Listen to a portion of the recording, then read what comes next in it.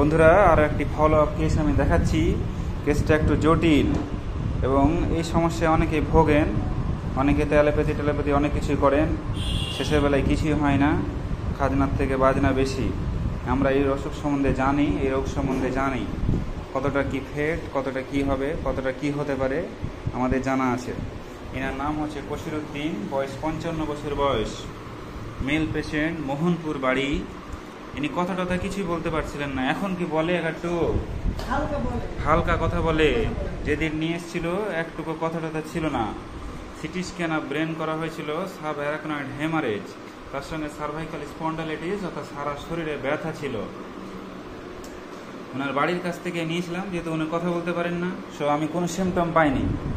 যা সিমটম পেয়েছি বাড়ির লোকের কাছ থেকে সেদিনকে জিজ্ঞাসা করেছিলাম, তুমি কে হও? ছেলে। বাড়ির লোকের কাছ থেকে সিমটম নিয়েছিলাম। ওনার শীত বেশি, জল পিপাসা কম, মাংসটা একটু বেশি পছন্দ করতেন, মিষ্টি পছন্দ করেন। ওনার রাগ টাগ সেরকম ছিলেন না, চাষবাস করেন, রাগ কি থাকবে, দয়াময় আছে। এই সিমটমের প্রতি উপরে আর ওরা সিটি স্ক্যান করেছিল, সিটি স্ক্যান অফ ব্রেন, তাতে দেখা যায় এই যে impression suggestive of acute subarachnoid haemorrhage in basal systems, suggestive of chronic lacunar infection of left basal ganglion, diffuse cerebral atrophy. বয়স হলে সাধারণত ব্রেনের আমাদের অ্যাট্রফি হতে শুরু করে, বয়স ডিউ টু দ্য ওল্ড এজের জন্য হতে পারে। কিন্তু তার সঙ্গে এই যে chronic lacunar infection in left বেজাল গ্যাংলিয়া এবং হেমারেজ। আমরা জানি my first prescription is arnica 6 TDS, দিনে 3 বার করে দিয়েছিলাম কয়েকটা ডোজ। কারণ arnica is the medicine for the absorption of the blood in the brain or any part of the body or injury. So my first prescription is Arnica, next prescription হবে Costicam. Arnica দিয়েছিলাম যেটা blood হেমারেজটা absorb করে যায় সেজন্য, এবং উনি অনেকটা ভালো আছে।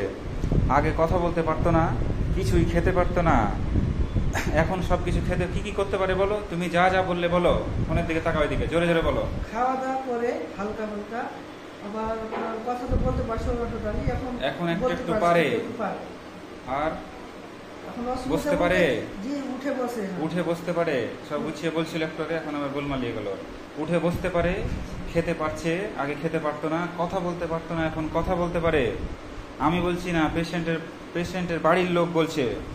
ওরা নিয়ে আসেনি, এখন আমি বারণ করেছিলাম যে নিয়ে আসতে হবে না বারবার, টোটোতে করে।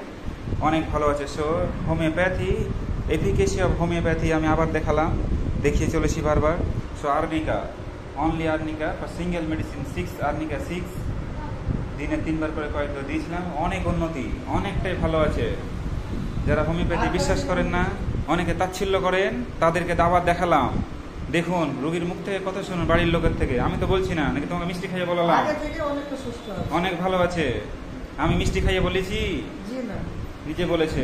So homeopathy, this is for homeopathy এবং সিঙ্গেল মেডিসিন। অনেকে পলিফার্মাসি করে, 10টা 20টা 25টা করে ওষুধ মিশিয়ে দেয়, অনেকেই করছে এখানে, চারিদিকে দেখতে পাচ্ছি। হোমিওপ্যাথিটাকে বাঁচিয়ে রাখতে হবে। সো একমাত্র একটা ওষুধ দিয়ে রোগীকে সুস্থ করা যাবে। অনেক ভালো আছে বন্ধুরা, দেখালাম আমি আবার, এবং বাড়ির লোকের মুখ থেকেই শোনালাম তোমাদের।